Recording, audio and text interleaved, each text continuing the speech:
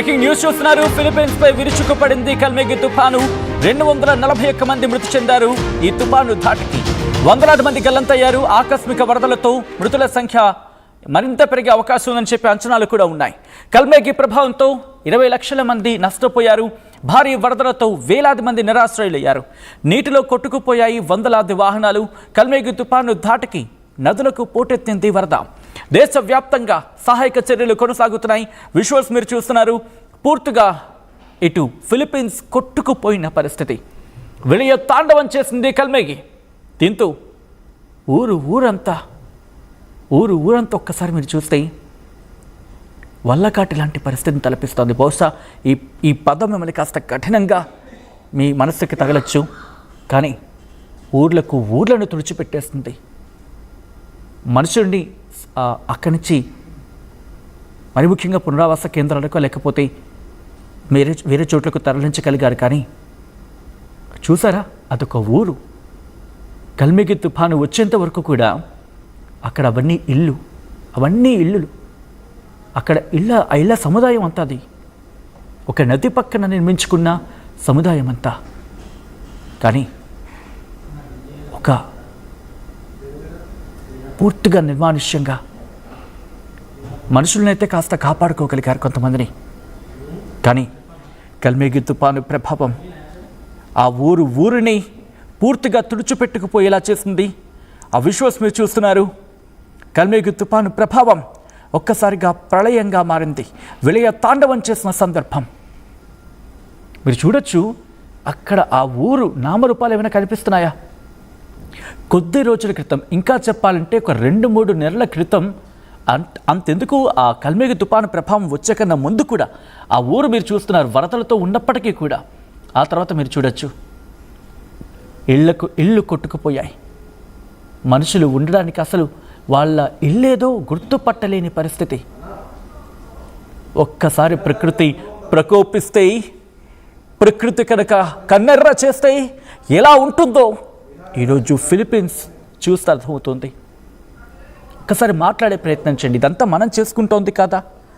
Philippines ఈరోజు ఇంతలా అతలాకుతలం అయిపోవడానికి, పూర్తిగా కొన్ని ప్రాంతాలు తుడిచిపెట్టుకుపోవడానికి, ఇంకొన్ని ప్రాంతాలైతే అక్కడేం లేదు, పూర్తిగా ధ్వంసమైపోయిన ప్రాంతం. అది ప్రస్తుతం కల్మేగి తుఫాను ఇటు ఫిలిప్పీన్స్పై చూపించిన పరిస్థితి. మరి ముఖ్యంగా ఫిలిప్పీన్స్లో 2025 నవంబర్ మొదటి వారంలో విరుచుకుపడింది ఈ కల్మేగి తుఫాను. అంతర్జాతీయంగా అంటే ఇంటర్నేషనల్గా దీన్ని టైఫూన్ కల్మేగి అంటున్నారు, స్థానికంగా టైఫూన్ టినో అంటున్నారు.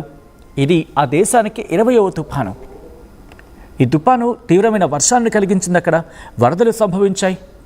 భీకర గాలులతో అక్కడ ఆ ప్రాంతం పూర్తిగా నష్టపోయింది. ఇప్పటికే 240 మందికి పైగా ప్రాణాలు కోల్పోయారు. ఈ సంఖ్య మరింత పెరగచ్చని చెప్పి అంచనాలు కూడా ఉన్నాయి. ఫిలిప్పీన్స్ ప్రస్తుతం ఈ ప్రాంతం నుంచి కాస్త బయటపడి ఈ తుఫాను వియత్నాం వైపు ప్రయాణిస్తున్న సందర్భం. అక్టోబర్ చివర వారంలో కావచ్చు, అక్టోబర్ నెలాఖరులో ఈస్ట్ ఫిలిప్పీన్స్లో సముద్రంలో ఈ తుఫాను ఏర్పడింది.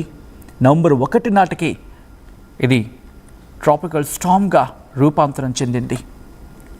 అక్కడి నుంచి నవంబర్ 4 నుంచి 5 తారీఖుల క్రమంలో ఇది తీవ్ర తుఫానుగా పరిణమించింది. ఏకంగా గంటకు 140 కిలోమీటర్ల వేగంతో ప్రారంభమై గరిష్టంగా 187 కిలోమీటర్ల వరకు, అంటే 140 నుంచి 180, 190 కిలోమీటర్ల వేగంతో, ఒక విధంగా చెప్పాలంటే ఒక 2 అడుగులు తక్కువ అనుకోవాలి మన హుదూద్ మీద. 180 నుంచి 200 కిలోమీటర్ల వేగంతో, గంటకు అంత వేగంతో ఇది ఆ ప్రాంతాన్ని పూర్తిగా ధ్వంసం చేసింది. ప్రధానంగా వియాసస్ ప్రాంతాలుగా మాట్లాడుకుంటున్న సీబు, నెగ్రోస్ ఓరియంటల్, ఈస్టర్న్ సమార్, కరాగా, పలాబాన్, మిమరూపా ఈ ప్రాంతాలు తీవ్రమైన నష్టాన్ని ఎదుర్కొన్నాయి. సిబు ప్రాంతంలో 40 మందికి పైగా మృతి చెందగా అక్కడ తీవ్ర వరదలు సంభవించాయి. ఇళ్ళు మునిగిపోయాయి. కార్లు కుప్పలు కుప్పలుగా, వాహనాలు కుప్పలు కుప్పలుగా కొట్టుకొచ్చాయి. నెగ్రోస్ ఓరియంటల్ ప్రాంతంలో పదుల సంఖ్యలో మరణాలు సంభవించాయి. అక్కడక్కడ వర్షాలు సంభవించాయి. మట్టి పల్లెలు విరుచుకుపడిన సందర్భం అక్కడ. ఈస్టర్న్ సుమారుగా ఇక్కడ కూడా 10 మంది మరణించారు. ఇళ్ళు ధ్వంసం అయ్యాయి. ఆ వరదల్లో సాధారణంగా రోడ్ల మీద కార్లు కావచ్చు, లేకపోతే వెహికల్స్, ద్విచక్ర వాహనాలు, లేకపోతే వీటితో వెళ్లాల్సిన ప్రజలు అక్కడ బోట్లతో ప్రయాణించాల్సిన సందర్భం. విద్యుత్ సరఫరా నిలిచిపోయింది. నీటి సమస్యలు ఎదుర్కొన్నారు. రోడ్లు కొట్టుకుపోయాయి. సహాయక చర్యలు వేగవంతం చేసింది అక్కడ ప్రభుత్వం. ఫిలిప్పీన్స్ సంబంధించి అక్కడ సహాయక చర్యలకు, అంటే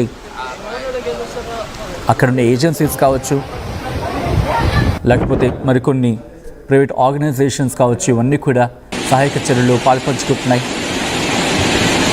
ప్రభుత్వం ఇప్పటికీ అక్కడ ఆ పరిస్థితికి, అంటే ఆ తుఫాను ప్రభావిత ప్రాంతాలని పూర్తిగా సమీక్షించడం జరుగుతుంది.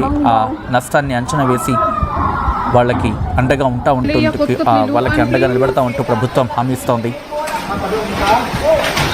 ఈ నేపథ్యంలో అక్కడ విజువల్స్ మీరు చూస్తున్నారు. ఈ కథను మిమ్మల్ని కాస్త కలవరపరచొచ్చు. అయితే మిమ్మల్ని కలవరపడి గురి చేయడం ఆర్టీ ఉద్దేశం కాదు, కానీ ఇటువంటి కథనాన్ని తీసుకుంటే కాస్త కలవరపడి గురే అవకాశం ఉంటుంది. కాబట్టి దీనికి సంబంధించి తగిన జాగ్రత్తలు తీసుకోవాలని ఆర్టీవీ సూచించడం జరుగుతుంది.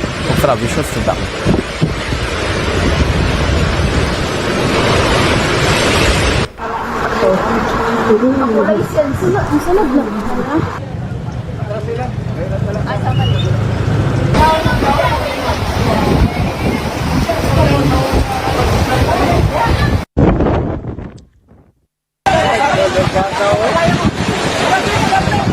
Kasama, dinahamak ka.